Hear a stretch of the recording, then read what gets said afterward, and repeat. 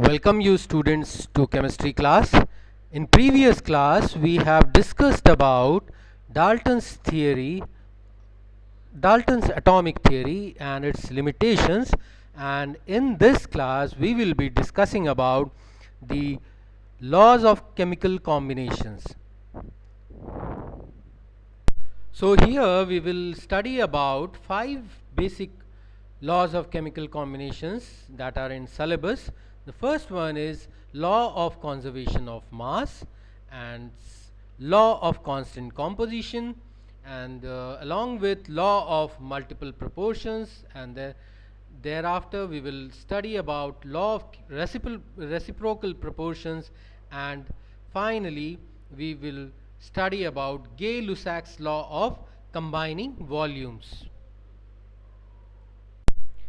So first we will take up law of conservation of mass, and this law states that during any physical or chemical change the total mass of the products is always equal to the total mass of the reactants taken at the beginning of the change, or in other words it can be stated that mass is neither created nor destroyed in chemical reactions. Then actually what in mathematical terms what we can say is total mass before the change will be equal to total mass after the change. But there is no new formation of matter. Matter will not be formed. So all the matter that has been there before the reaction or the change will be equal to the total mass of the matter after the change. So this is what the law of conservation of mass talks about. So let us take up one example of combustion.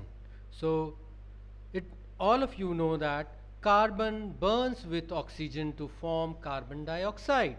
So before the reaction, before the burning has taken place, so there was matter in form of carbon and oxygen, and after the change, that is burning, has taken place, formation of carbon dioxide has been done. So before the reaction there was 12 grams of carbon, and it required 32 grams of oxygen to form 44 grams of carbon dioxide. So before the reaction we had total mass of 44 grams, and finally the output we got after the change, after burning, will be 44 grams in all. So this is what the law of conservation of mass says, that total mass of the reactants will be equal to total mass of the products. Also, the one of the implications of this law is number of atoms before and after the reaction will be same. There will be no change of number of atoms. So in this reaction, one atom of carbon will form one atom of carbon in carbon dioxide. It cannot give you two, or it cannot disappear. Only oxygen will be remaining after the reaction. This cannot happen. This law says that the number of carbon atoms, the number of oxygen atoms before the reaction and after the reaction will be equal. So what can happen? It can only happen that these atoms will add together, will separate together, or rearrange themselves to form a new molecule, a new entity during this chemical change. And one very important point we have to keep in mind is that during chemical change, atoms of one element cannot be formed into atoms of any other different element. So you have to keep in mind, C plus O2 will never give you NO2 or NCl5, NH3. These kinds of reactions cannot happen because atom of one element will not create atom of another element. So let us talk about the applicability of this law. So this law is applicable to both chemical and physical changes But this law is not applicable in processes where conversion of mass into energy is involved, and this was established by the famous Einstein's equation, where he says E is equal to mc square. E stands for the energy that is given out by mass, that is when it travels with speed of light, it changes into energy. So in that sort of transformations or conversions or changes, this law does not hold good. Otherwise it is very universal, it is applicable to all chemical or physical changes. So let us take up one example how this law can be applied to chemical reactions, chemical equations. So let us take one example.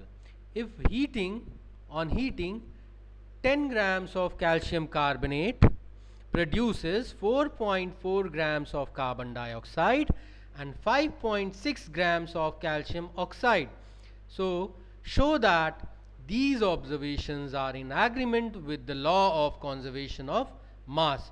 So now how we are going to establish the use this data and show that these observations are in agreement with the law of conservation of mass.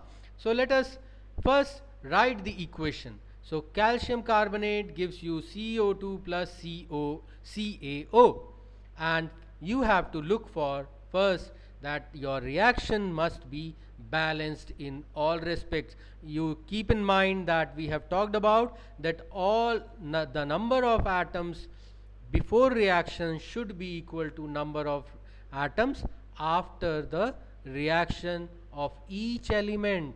So this reaction is balanced. Now what principle law of conservation of mass lays down? It says that mass of the reactants is always equal to mass of the products. So from the data we will put 10 grams of calcium carbonate was taken and it was heated. So what they have got? They have got 4.4 grams of carbon dioxide plus 5.6 grams of calcium oxide. So before reaction we had 10 grams of matter, and after the reaction what we have got, if we add 4.4 and 5.6 grams, we get 10.0 grams of products. So mass of the reactants is equal to the mass of the products. So the observations are in agreement with the law of conservation of mass. So let us take up one numerical. So these kind of numericals you may get on this law. So the question reads that potassium hydroxide readily reacts with carbon dioxide to produce potassium carbonate and water. So the question says how many grams of potassium carbonate is produced if 224.4 grams of potassium hydroxide was reacted with 88.0 grams of carbon dioxide. The reaction also produced 36.0 grams of water. So how we are going to apply? So the solution. So first we have to write, as we have already discussed, a balanced equation. So we write that KOH plus CO2 will give you K2CO3, that is potassium carbonate, and water. So let us balance all the elements, the atoms of elements. On left hand side, that is reactant side, and on the right hand side, that is the product side. So after balancing we got 2 KOH plus CO2 will give you K2CO3 plus H2O. So now all the elements are balanced in terms of their atoms. Now what is the principle? The principle we are going to apply is mass of the reactants is always equal to mass of the products, and we have to find the mass of potassium carbonate formed. So we have already been given 224.4 grams of KOH was used with 88.0 grams of carbon dioxide, and that will give you some quantity of potassium carbonate that we have to find now, and 36 grams of water. So we put all this data in the equation, and from here on left hand side, on the mass side, we add up all the mass of reactants. So we get 312.4 grams of reactant. So before reaction we had 312.4 grams of matter, and after the reaction the principle says it should be equal to 312.4 grams. So we don't know the quantity of potassium carbonate formed, but we know 36 grams of H2O has already been produced. So 312.4 minus 36.0 grams, that will give you the quantity of potassium carbonate, and on subtraction from 312.4 minus 36 we get 276.4 grams, and this is the quantity of potassium carbonate produced. So this is how we are going to apply the law of conservation of mass. Now let us talk about the second fundamental law of combination, chemical combination. So that is law of constant composition. This law is also known as law of definite proportions, or sometimes Proust's law, because this law was given by Proust. So what this law says, it states that a chemical compound, no matter from which source it is obtained, always contains the same elements combined together in the same definite proportion by mass. You remember, definite proportion by mass. So let us take up one example to understand this law more. So what does it want to say? So let us take one example of formation of carbon dioxide.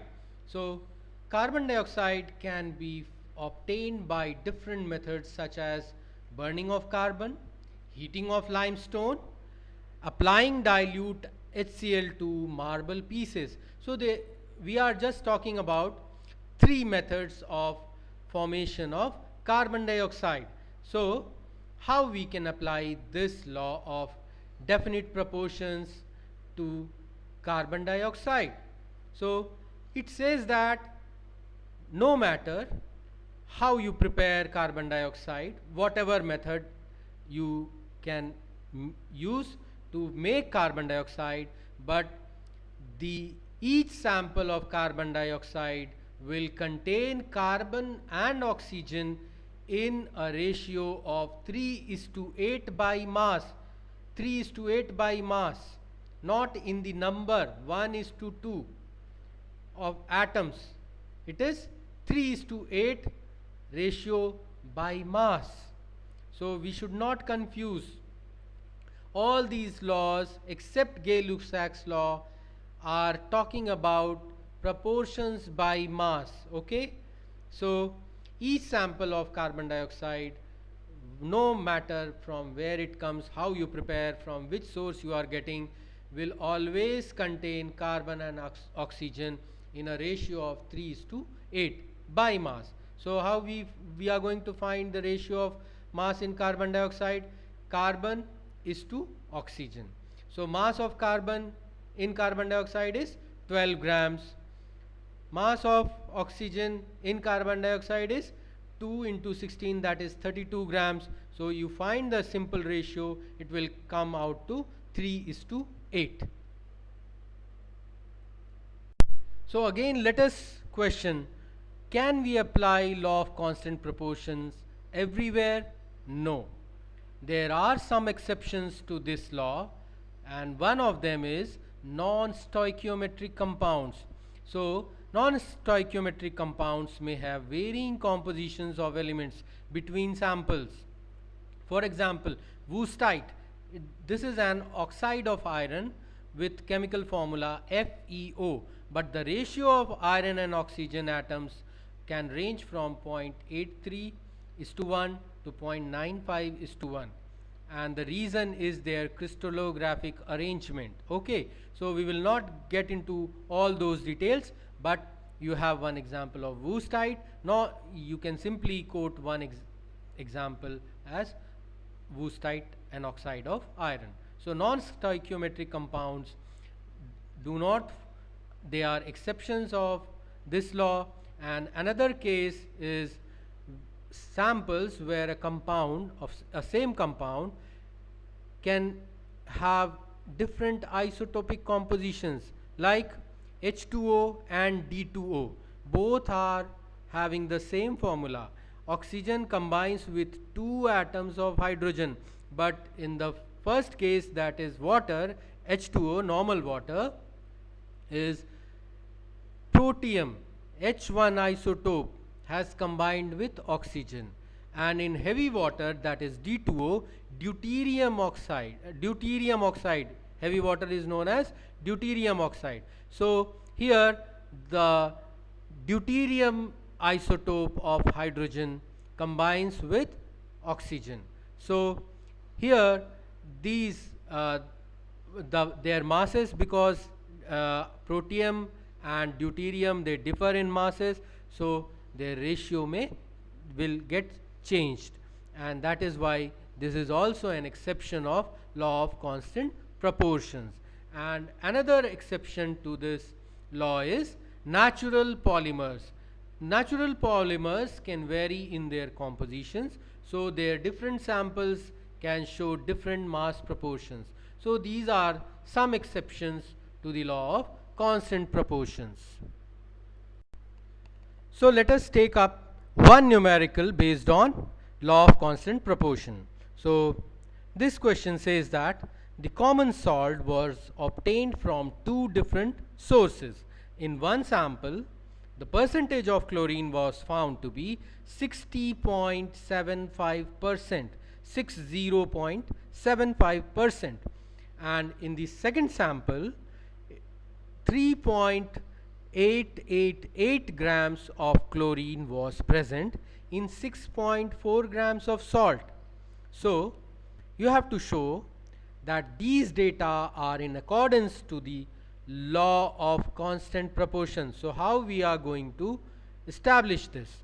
So let us talk about the first sample of salt. So the first sample of common salt contains chlorine in 60.75%. This is given. So it is very simple. So we don't have to do much about this sample. So now let us come to second sample.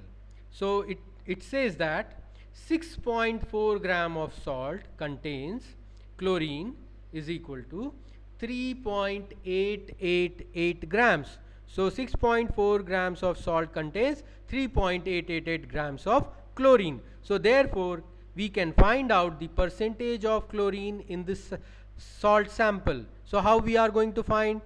It will be weight of chlorine divided by weight of salt sample and multiply this whole by 100.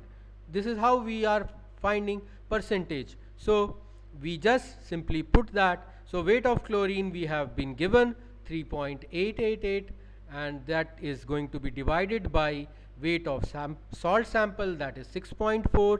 So it comes out to be 3.888 divided by 6.4 into 100, and that gives you 60.75%. So in both samples, what we are seeing, we are able to see that both sample contains 60.75% of chlorine. So this establishes that both samples have same percentage of chlorine, therefore the data given is in accordance to the law of constant proportion. Now let us talk about another law of chemical combination, that is law of multiple proportions. This law was given by John Dalton, and this law states that when two elements combine to form two or more compounds, then the different masses of one element which combine with a fixed mass of the other element bear a simple whole number ratio with one another. So, how this law is different from the law of constant proportions? So, law of constant proportion was talking about a simple one compound that may carry two or more elements. So it was saying that all the elements that that combine to form that molecule are in a fixed proportion. Okay, but law of multiple proportion is different from law. That law is here two elements. He is talking about two elements that combine to form two or more than two compounds. Like, for example, we can say hydrogen and oxygen. Hydrogen and oxygen combine to form two compounds. One is H2O, that is water. Another compound hydrogen and oxygen combine to form is hydrogen peroxide, H2O2. So this law is talking about what is the ratio, how they are related to each other.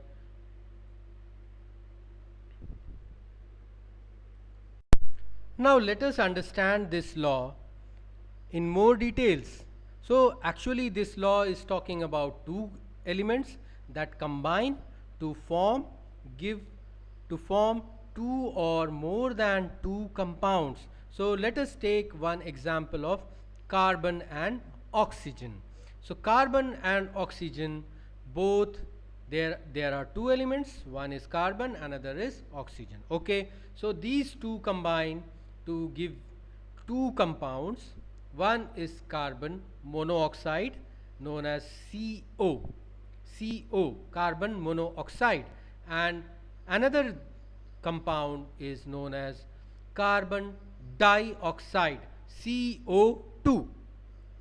So let us see how the masses of carbon and masses of oxygen are related to each other. So in carbon monoxide, let us take up the first case, that is carbon monoxide. 12 parts of carbon, 12 parts by mass of carbon combines with 16 parts by mass of oxygen. So what is the ratio? 12 is to 16. 12 parts of carbon, 16 parts of oxygen. Now let us see what happens in the case of carbon dioxide. So 12 parts of carbon, the same mass of carbon for a fixed mass, that is 12 parts of carbon, 32 parts of oxygen by mass combines. So 12 parts of carbon here combines with 32 parts of oxygen. So the ratio of masses of oxygen that combines with a fixed mass of carbon. So the mass of carbon that combines in both cases with oxygen is fixed, that is 12 grams. Okay, and in both cases what is varying? The mass of oxygen. In monoxide it is 16 grams, in dioxide it is 32 grams. So the ratio of masses of oxygen we can find out to be 16 is to 32. So in 1:2 ratio, oxygen combines with carbon in these compounds. Okay, so this is what the law of multiple proportion says. Now we may ask that whether this law is applicable everywhere. So we can answer that no, there is exception to this law also, and that is where a compound has different isotopes of the same element. In those cases this law does not hold good. Let us take up one numerical based on this law.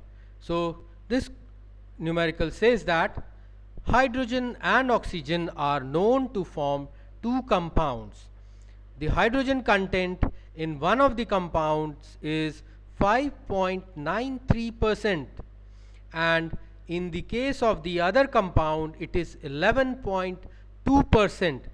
So the question asks that show that this data illustrates the law of multiple proportions. So how we are going to establish the law of multiple proportions from these data?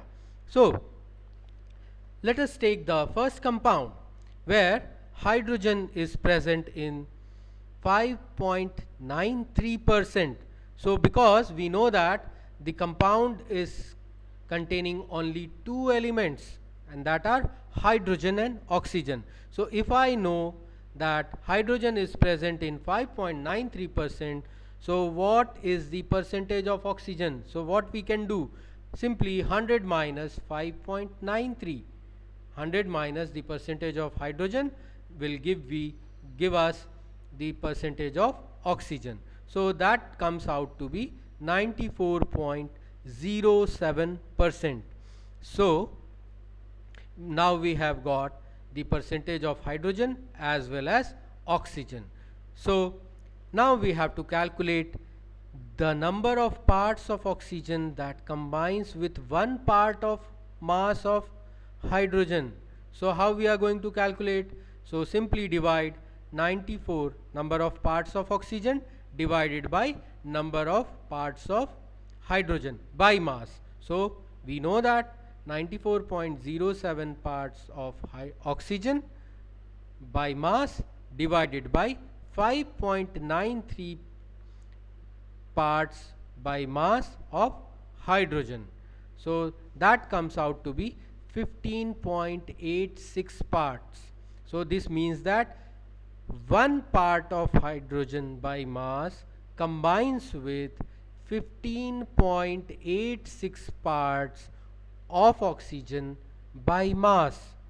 Okay, so let us come to the second compound. Here it is hydrogen is given that it is present in 11.2%. So the same, by applying the same principle, we can find the percentage of oxygen. 100 minus 11.2 will give you 88.88% of oxygen. So now we have to find how much mass of oxygen combines with one part of by mass of hydrogen. So again the same formula, number of parts of oxygen divided by number of parts of mass by mass of hydrogen. So it is 88.88 divided by 11.2, and that comes out to be 7.9 parts. So it means that 7.9 parts of oxygen by mass combines with one part by mass of hydrogen. So now what we have to find? Ratio of masses of oxygen that combines with fixed mass of hydrogen. So we have fixed the mass of hydrogen in both cases. It is one part by mass in the first case, one part by mass of hydrogen in the second case. So we simply have to put 15.86 is to 7.9, and that is equal to 2:1. So this is consistent with the law of multiple proportions. Now let us talk about another law, that is law of reciprocal proportions. So this law states that when two elements combine separately with a definite mass of a third element, then the ratio of their masses in which they do so is either the same or some whole number multiple of the ratio in which they combine with each other. So this law at the first look seems to be somewhat complicated, but actually it does not. It is very simple law. And how it is different from the law of multiple proportions? Actually, law of multiple proportions talks about two elements that combine to form two or more compounds. Law of reciprocal proportions talks about three elements, that how they are combining with each other. Okay, so simply we can take an example of having, suppose all of us like cold drinks. We like cold drinks, okay, and we also like coffee, coffee as a drink. So, if we, there are two things, cold drink and a coffee. What about having cold coffee? So that is, coffee is hot, cold drink is cold. But if I want to join, I want to have the fun of both cold drink as well as taste of coffee, so I would like to have cold coffee. Okay, so this law is somewhat related in this way. So two elements, suppose A and B form a compound AB, A and C form a compound AC. So how C and B are related? So what is the relation between the masses of B and C? This is what this law is talking about. Let us take an example of hydrogen, oxygen and sulfur. So we have three elements, and we all know that all these three elements combine with each other to form compounds like hydrogen and oxygen, A and B. They combine with each other to form water, H2O. Hydrogen and sulfur, they independently combine with each other to form H2S. And I want to know what is the relation between the masses of oxygen and sulfur if they combine. So this is what this law talks about. So oxygen and sulfur, we know that sulfur dioxide is formed. So how their masses are related? So let us see. Let us apply this law to this case. So this law says that fixed quantity of one element, two elements that combine with a fixed quantity of an element. So here those two elements are oxygen and sulfur, and they combine with a fixed quantity of hydrogen. So here we can clearly see 2 grams of hydrogen combines with 16 grams of oxygen. 2 grams of hydrogen combines with 32 grams of sulfur. So if I take the ratio between oxygen, masses of oxygen and sulfur, so their ratio comes out to be 16:32, and that on solving comes out to 1:2. 1:2. Now 1:2 is the ratio between the masses of oxygen and sulfur in the way they combine with a fixed quantity of hydrogen. Now I would like to see what is the relation of masses between sulfur and oxygen if they combine. So oxygen and sulfur combine to form sulfur dioxide, SO2. So let us take out their ratio. So sulfur has 32 mass, oxygen 2 atoms, so 32. So the ratio comes out to 1:1. So what is the relation between these two? So 1:2 is to 1:1. So that comes out to be a simple whole number ratio. This is what this law is talking about. Now let us take up one numerical based on this law, that is law of reciprocal proportions.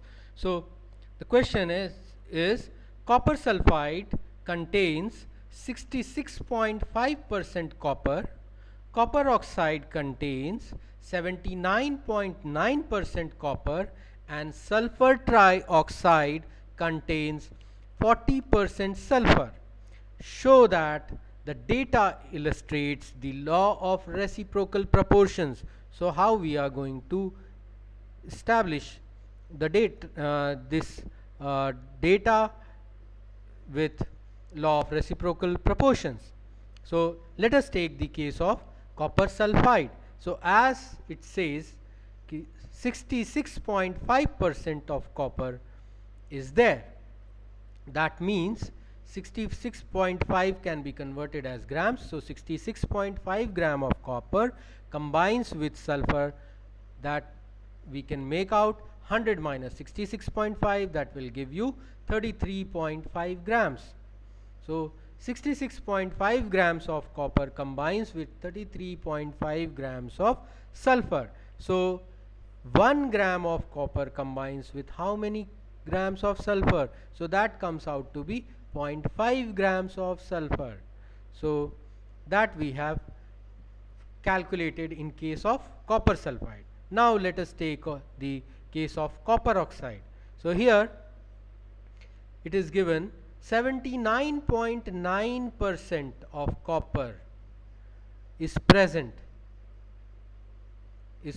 in copper oxide. So rest is what? If rest is oxygen, because it is copper oxide.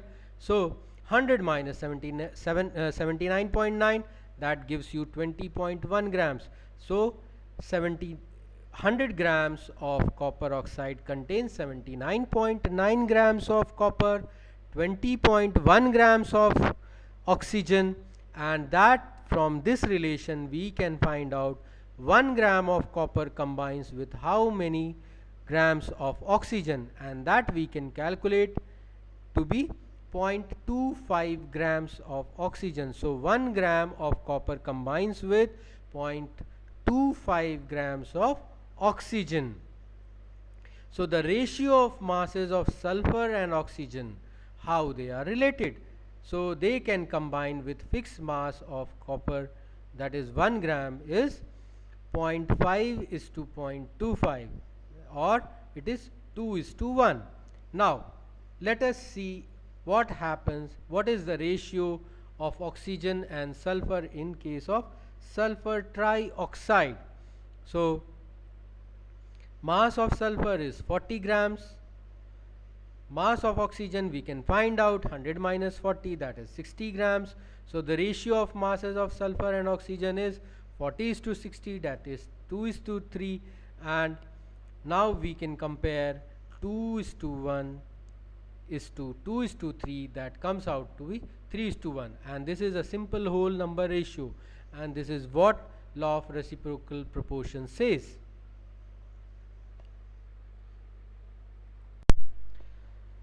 So till now we have talked about 4 laws, and these laws were talking about masses.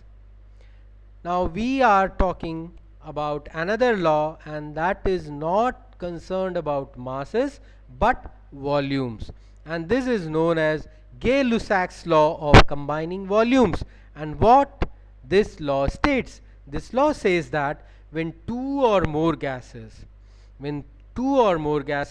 react with one another, their volumes bear simple whole number ratio with one another and to the volume of the products if they are gases, provided all volumes are measured under identical conditions of temperature and pressure.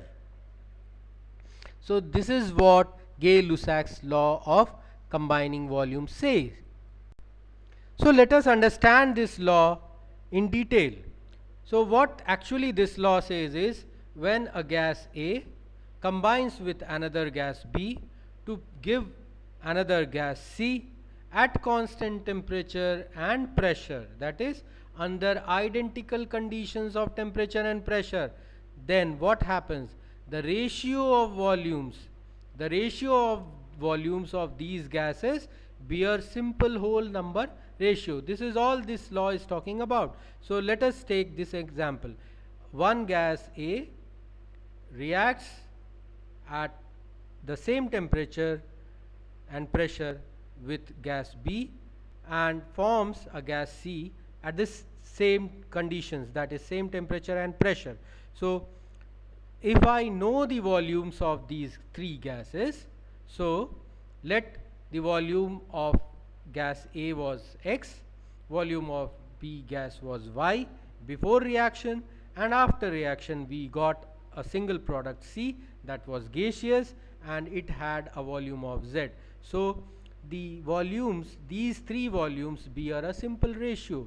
That is all this law is saying, that is X is to Y is to Z. So this is a simple whole number ratio. So this is all this law is talking about. Now let us apply this law to different reactions. So we can have two kinds of reaction where all the reactants and products are gases. This is our first case. So here we have already talked that their volumes bear a simple whole number ratio, but there may be another case where one of more of the reactants or products are not gases. Then how is this law applicable, or how we are going to find the ratio, or these ratios are valid or not? So in those cases only the volumes of the gases will be in simple whole number ratio, but not about the reactants or products that are not in gaseous states. We cannot talk about their volumes. So in this case, let us take an example. C2H5OH, that is ethyl alcohol, combines with 3 moles of oxygen to give 2 moles of carbon dioxide and 3 moles of water in gaseous form. So how their volumes are related? So here, because ethyl alcohol is liquid in this reaction, so we cannot consider the volume of ethyl alcohol. So we can only relate the volumes of 3 gases in this reaction. Those are volume of oxygen, volume of carbon dioxide and volume of water. So their ratio will be 3:2:3. So this is how we can apply this law to different reactions. Let us have one numerical based on Gay-Lussac's law. So let us take up this question. Calculate the volume of oxygen required for complete combustion of 2 liters of methane at STP. STP means standard temperature and pressure. So let us write the balanced equation first. So here in this case all the reactants and products are gases. So CH4 plus 2O2 gives us CO2 and H2O, that is also gaseous in this reaction. So now from their molar ratio we can make out the volumes. So 1 volume of methane combines with 2 volumes of oxygen to give us 1 volume of carbon dioxide and 2 volumes of water, gaseous water. So by we can find out the volume of oxygen required for complete combustion of 2 liters of methane. So we can apply the Gay-Lussac's law. So from this equation we can see that 1 volume of methane requires 2 volumes of oxygen.